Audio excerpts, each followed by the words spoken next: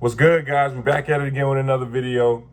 I know you guys weren't expecting this one. I usually post on Monday, Wednesday, Friday. We started hitting on Sundays too, but I don't know if y'all noticed, I really like doing this YouTube stuff. I appreciate everybody watching. If I wasn't working right now, I'm posting probably 6-7 days a week. We doing 4 days right now, but if I wasn't working at all, I'm posting 6 to 7 days. Also, I want you guys to just look at this shirt, take a look at it. We're gonna talk about it in another video, but this is a pretty nice shirt, I think. But today we're gonna talk about what coaches look for on the court and off the court, as well as what can cost you a scholarship before you even get to the school. You know what I'm saying? And I know we've been doing the breakdowns. We're gonna keep doing them. But we gotta come back to our roots, which is what I started this channel, which was giving you guys game on the recruiting, how recruiting actually works, how just the basketball world actually works, right? So just touching on first, what coaches look for. When I was coming up in AAU in high school, I was thinking, how is it, especially before I got my first offer, I used to think to myself, like, how am I gonna get a coach to notice me on the court, right? Like how do coaches find players when there are so many? There are millions. I used to think before I got my first offer, I was like, what am I gonna do out there to make a coach notice me when there's so many other bigs? And at the time I was undersized, so I'm like, how am I gonna stand out? Like, what do they look for? Because no one tells you this. No one tells you this. That's what I'm here for now. So let me just give you this example. So let's just say you're in an AAU tournament or you're in a high school tournament, but it's NCAA certified. It's getting put on by some organization, right? Whatever camp, AAU tournament, whatever, whoever's running it, the organization running it, will give every college coach there a packet, right? That coach can pay for a packet or they might get it for free, but there's a packet, right? And so when you guys are just playing in high school and you're just playing and it might be just a small gym, ain't nobody in there, there might be one of your local high school basketball recruiting databases there. So for Georgia, it's Hoop Scene. I think for a lot of the states in the South, it's Hoop Scene. What they do is they have guys and they will watch you don't even have to be the best player in the state yet, but if they can see you will one day be on that radar, they'll put you in the database. All of a sudden, when you pop up on an AAU team, or let's say your high school team's playing at an NCAA certified event, like in Georgia, they just had a GHSA team camp, your name will be in this packet, right? And on this packet, I'm talking about this crazy amount of names. It'll have your name, height, Twitter handle, Instagram handle, everything, and it'll have a description of how you play.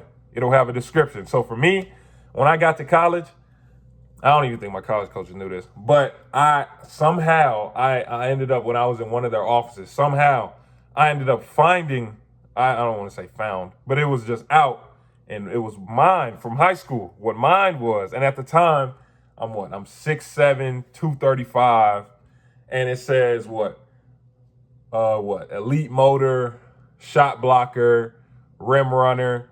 Obviously, I tell you guys all the time, I wasn't no crazy scorer, so it didn't say that on that. Like I said, it was mostly just harping on my defense, motor, everything like that.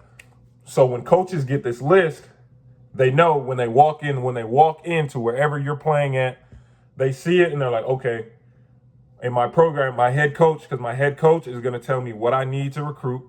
So they're going to go down this list and they're going to be like, okay, my head coach wants a player like that.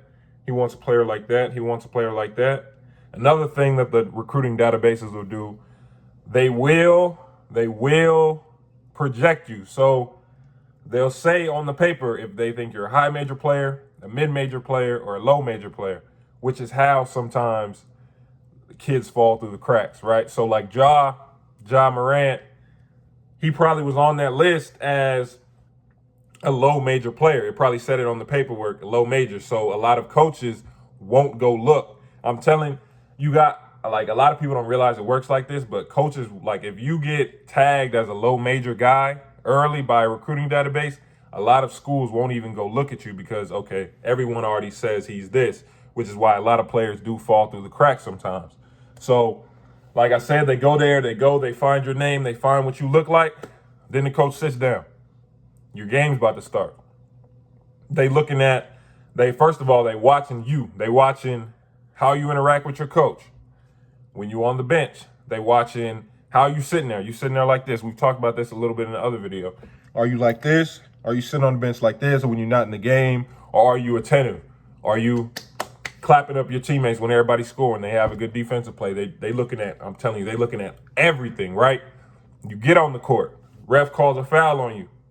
You yelling at the ref, or you like, oh no, it's cool. Like, I'm gonna keep playing. I don't care about that. They really trying to test. They trying to make sure just trying to see where your mental's at. Make sure adversity, you can handle adversity, you can push through stuff like that, right? And then while on the court, now for the player on the court, what they're looking for, right? Like I said, they're looking for someone who can fit in their system, but they're also looking for someone who understands how to play, right? So even if sure, like there are players like the 5 stars, the McDonald's All-Americans, they are the system, right? So whatever school they go to, they will be the system. There is no system they need to fit into. They are, like when Trey went to Oklahoma, he is the system. There is no, we're gonna, you know what I'm saying? He's gonna have to adapt.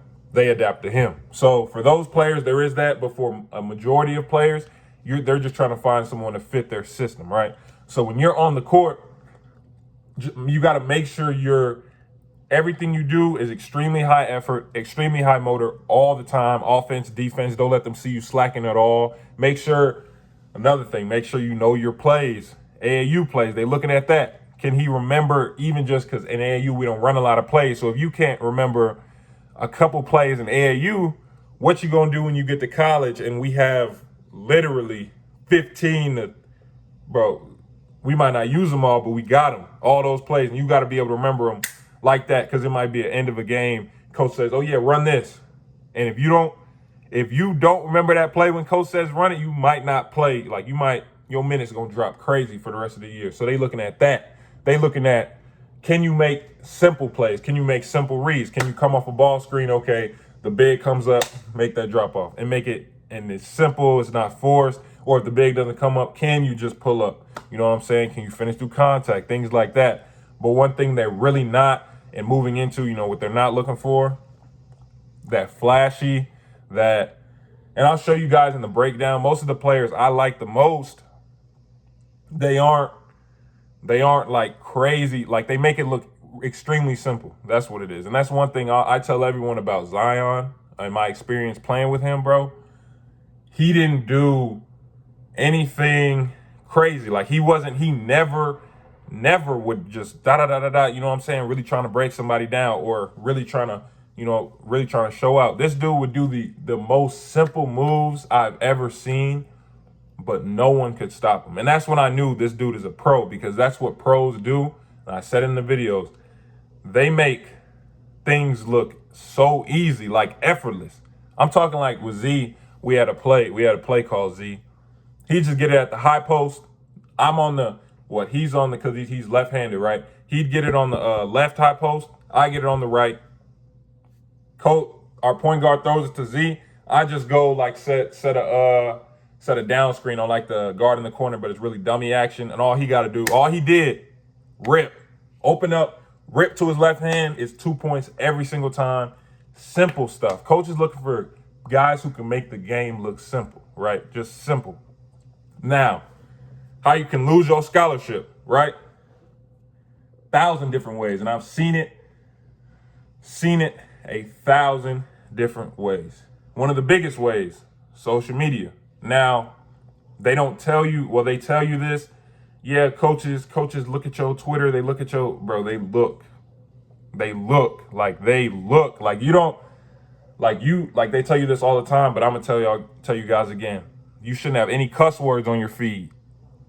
No nudity, because I didn't see dudes retweet some crazy stuff and get in trouble for it. Like, anything that condones violence shouldn't be on your page. They go through your likes too, your Twitter likes. I didn't know this at first, because I had to get talked to about this, because I liked something I wasn't supposed to be liking. Bro, coaches look through your likes. And your likes tell you a lot, because a lot of people don't think about that. Coaches look through your likes on Twitter. And if they see you liking some crazy stuff, you getting checked off that list, right? And I've heard, and just from me being done playing, and coaches can kind of talk to me a little bit more. I've heard stories of players who on the verge of getting scholarships.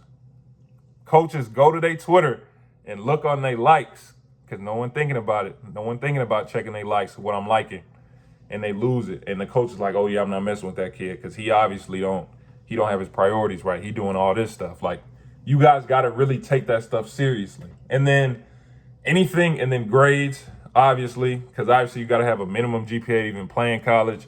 But I'm going to be real. A lot of coaches do. Like, they will look at your grades too just to see, okay, how does this kid handle responsibility, or how disciplined is he? Because that's really what school is. How disciplined can you be? Are you willing to do something you don't want to do, but are you willing to do it to reach your goal? You know what I'm saying? And what else? The coaches, what can help you lose your scholarship? Bro, I ain't gonna lie. I done seen some dudes do some crazy stuff.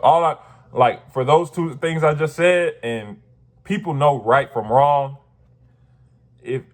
Don't get in trouble off the court. I'm not gonna go into what I seen people do but don't make sure you keep the main thing, bro. The girls, the partying. I'm telling you, it's always gonna be there. You can always do that. When you are focused on getting a scholarship, you don't need to be at a party. You don't need to be at a party when there's a whole bunch of drugs there, bro. You don't need to be there because you got to look at it like this. Everybody else at that party is regular. They live in their regular lives. They trying to go to college, but they just trying to go to college to, you know what I'm saying, just chill, get their degree, party a little bit. You trying to make it to the league. You trying to make it D1. Shoot, let me drink this water real quick, man. We preaching right now. But you trying to make it to the league. You trying to make it D1. You at a party with all these drugs that cops come.